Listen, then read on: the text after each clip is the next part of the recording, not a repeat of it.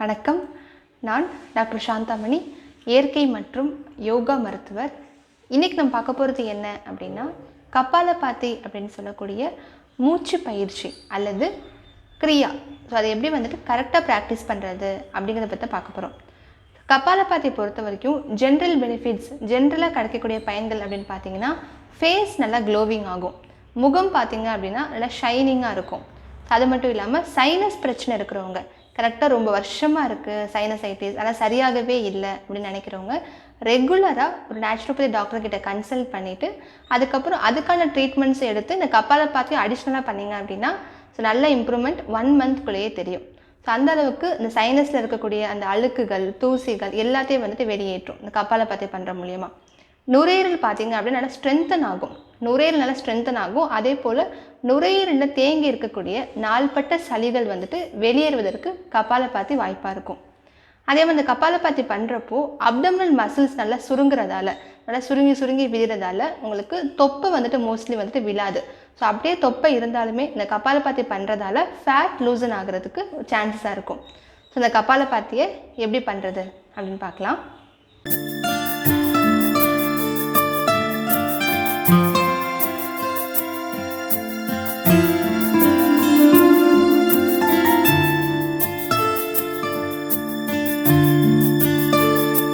யாரை கேட்டாலும் மூச்சு பயிற்சி பண்ணுங்கள் அப்படின்னு சொல்கிறோம். ஸோ இந்த ஆக்சிஜன் லெவலை இம்ப்ரூவ் பண்ணுறதுக்கு மூச்சு பயிற்சி யூஸ்ஃபுல்லாக இருக்கும். அதே மாதிரி லங் கெப்பாசிட்டி அதிகப்படுத்துறதுக்கு பிராணாயாமம், மூச்சு பயிற்சி இதெல்லாமே யோகாவில் இருக்குது. அது நல்லா உங்களுக்கு ஒர்க் அவுட் ஆகும். அதனால் யோகா பண்ணுங்கள், மூச்சு பயிற்சி பண்ணுங்கள் அப்படின்னு சொல்கிறாங்க. ஸோ அந்த மூச்சு பயிற்சியை எப்படி கரெக்டாக பண்ணுறது, எப்படி நம்ம பர்ஃபெக்டாக பண்ணுறது அப்படிங்கிறதுக்காக தான் ஒரு part 1, part 2, part 3 அந்த மாதிரி ஒரு சீரீஸ் மாதிரி போட்டுட்ருக்கேன். ஸோ part 1ல் பார்த்திங்க அப்படின்னா பயிற்சி எண் 1, பயிற்சி எண் 2 இருக்கும். ஜென்ரலாக பிராணாயாமம்னா என்னது, மூச்சு பயிற்சினா என்னது, ரெண்டுக்குள்ள டிஃப்ரென்ஸ் என்ன அப்படின்னு பார்த்துட்டு அதுக்கப்புறம் part 1ல் பார்த்திங்க அப்படின்னா இந்த மாதிரி ஃபர்ஸ்ட் பிகினர் ஸ்டார்ட் பண்ணுறவங்க ஒரு சுகபூர்வ பிராணாயாமா பேசிக்காக எப்படி சீராக மூச்சு விடுறது அப்படின்னு பார்த்துருந்தோம். ஸோ இந்த வீடியோவில் பயிற்சி எண் 3 கபாலபாதியை பற்றி பார்க்க போகிறோம். பத்மாசனத்தில் உட்காந்துட்டு லெஃப்ட் ஹேண்ட் சின்முத்ராவில் வைக்கிறோம். லாஸ்ட் வீடியோவில் பார்த்த மாதிரி நம்மளோட இடது கை பார்த்திங்க அப்படின்னா சின்முத்ராவில் வைக்கிறோம். வலது கை பார்த்திங்க அப்படின்னா வயிற்று மேலே வச்சுக்கிறோம். வலது கையை வயிற்று மேலே வச்சுக்கிட்டு ஒரு ஆழ்ந்த மூச்சு இழுக்கிறோம். ஃபஸ்ட்டு கண்கள் மூடி இருக்கணும், கண்ணை மூடிக்கிறோம். ஒரு டீப் இன்ஹேல், ஒரு ஆழ்ந்த மூச்சு இழுக்கிறோம். ஆழ்ந்த மூச்சு இழுத்ததுக்கு அப்புறமா மூச்சு வெளியே விடணும். ஸோ மூச்சு இழுக்கிறது நம்ம ப்ராசஸாக இருக்கக்கூடாது, மூச்சை மட்டும் வெளியில் விடணும்.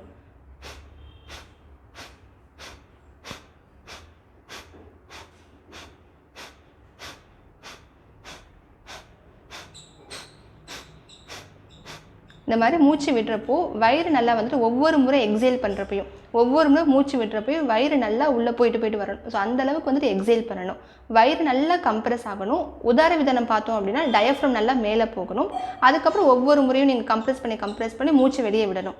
ஸோ இதில் இன்ஹலேஷன் இருக்கக்கூடாது, மூச்சு இழுக்கக்கூடாது. ஒரே ஒரு முறை மட்டும்தான் ஆழ்ந்த மூச்சு இழுக்கிறோம். ஒரே ஒரு முறை ஆழ்ந்த மூச்சு இழுத்துட்டு ஒவ்வொரு முறையும் மூச்சை மட்டும் வெளியில் விடுறோம்.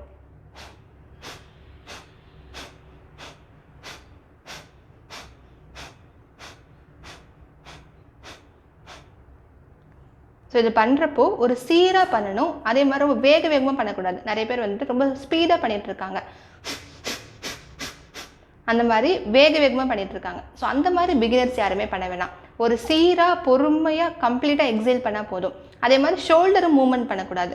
இப்படி இந்த மாதிரி ஷோல்டர்லாம் சேர்த்து மூவ்மெண்ட் பண்ணக்கூடாது. ஷோல்டர் கரெக்டாக இருக்கணும், ஸ்பைனல் கார்டு ஸ்ட்ரைட்டாக இருக்கணும். நம்ம பண்ணுறது அப்டமனுக்கும் டயஃப்ரமுக்கு மட்டும்தான் வேலை கொடுக்குறோம். ஸோ அப்டமனை மட்டும், வயிற்று பகுதியை மட்டும் நல்லா கம்ப்ரெஸ் பண்ணி ஒவ்வொரு முறையும் மூச்சை வெளியேற்றணும். ஸோ அப்படி ஒவ்வொரு முறையும் மூச்சை வெளியேற்றுறப்போ ஸ்ட்ரெயின் பண்ணக்கூடாது. நம்ம ஃபேஷியல் மசில்ஸில் பார்த்திங்க அப்படின்னா ரொம்ப இது மாதிரி கண்ணை சுருக்கிறது, இந்த மாதிரி ரொம்ப சுருக்கி பண்ணக்கூடாது. ஸ்ட்ரெயின் பண்ணாமல் ஃப்ரீனஸாக பண்ணணும். எப்போதுமே கம்ஃபர்டபுள் தான் ரொம்ப முக்கியம். நம்ம பண்ணுறக்கூடிய ஆசனாஸாக இருந்தாலுமே சரி, பிராணாயாமமாக இருந்தாலும் சரி, மூச்சு பயிற்சியாக இருந்தாலும் சரி, கம்ஃபர்டபுளாக பண்ணோம் அப்படின்னா மட்டும்தான் அதுக்கான பயன்கள் முழுமையாக கிடைக்கும். ஏன்னா நம்ம ஸ்ட்ரெஸ்ஸு குறையணும் அப்படிங்கிறதுக்காக தான் மூச்சு பயிற்சி பண்ணுறோம். ஸோ இந்த மாதிரி அப்போவும் ரொம்ப ஸ்ட்ரெஸ்ஸாக மூச்சு ரொம்ப இறுக்கமாக வச்சுக்கிட்டு நம்ம பண்ணோம் அப்படின்னா நமக்கு ஸ்ட்ரெஸ்ஸு குறையாது, இன்னும் அதிகமான மாதிரி ஃபீல் பண்ணுவீங்க. ஸோ அதனால் இயல்பாக கம்ஃபர்டபுளாக பண்ணுறது தான் ரொம்ப நல்லது. ஃபர்ஸ்ட் டைம் பண்ணுறவங்க இந்த மாதிரி வயிற்றில் கை வச்சு பண்ணலாம். ஸோ நீங்கள் ஒரு 1 வீக் 2 வீக்ஸ் ரெகுலராக ப்ராக்டிஸ் பண்ணிட்டு இருக்கீங்க அப்படின்னா அதுக்கப்புறம் வயிற்று மேலே கை வைக்காமல் வெறும் சும்மா ஜென்ரலாக 2 கையுமே சின்முத்ரால வச்சுக்கிட்டு ஒரு ஆழ்ந்த மூச்சு இழுக்கிறோம்.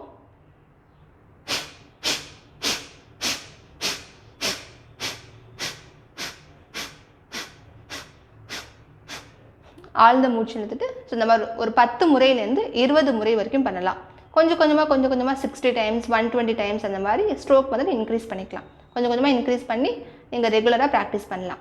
ஸோ ப்ராக்டிஸ் பண்ணுறப்போ வெறும் வயிற்றில் தான் பண்ணணும், நல்லா சாப்பிட்டுட்டு பண்ணக்கூடாது. அதே மாதிரி யார் யார் பண்ணக்கூடாது அப்படின்னு பார்த்தீங்கன்னா ப்ரெக்னென்சி ஸ்டேஜில் பண்ணக்கூடாது. அது ஃபர்ஸ்ட் ட்ரைமஸ்டராக இருந்தாலும் சரி, செகண்ட் ட்ரைமஸ்டராக இருந்தாலும் சரி, தேர்ட் ட்ரைமஸ்டர். ஃபர்ஸ்ட் ட்ரைமஸ்டர் அப்படிங்கிறது ஃபஸ்ட்டு 3 மாதத்தை சொல்லுவோம். செகண்ட் ட்ரைமஸ்டர் அப்படிங்கிறது அடுத்த 3 மாதம். தேர்ட் ட்ரைமஸ்டர் அப்படிங்கிறது அதுக்கு அடுத்த 3 மாதம். ஸோ இந்த மாதிரி ப்ரெக்னென்சி டயத்தில் யாருமே பண்ணக்கூடாது. அதே மாதிரி மாதவிடாய் காலங்களிலும் பண்ணக்கூடாது. ஆனால் மாதவிடாய் பிரச்சனை இருக்கிறவங்க பண்ணலாம். இப்போ பிசிஓடி பிரச்சனை இருக்குது, எனக்கு டிஸ்மெனோரியா இருக்குது, மாதவிடாய் டயத்தில் எனக்கு பெயின் இருக்கும் அப்படிங்கிறவங்க பண்ணலாம். ஆனால் அந்த டயத்தில், இந்த பர்டிகுலர் டயத்தில் 3 days 5 days அந்த டயத்தில் வந்துட்டு பண்ணக்கூடாது. இந்த மாதிரி அப்டமினல் கம்ப்ரெஸ் பண்ணக்கூடிய எந்த ஆசனாஸும் பண்ணக்கூடாது, எந்த விதமான மூச்சு பயிற்சியும் அந்த டயத்தில் பண்ணக்கூடாது. மற்றபடி எல்லாருமே பண்ணலாம்.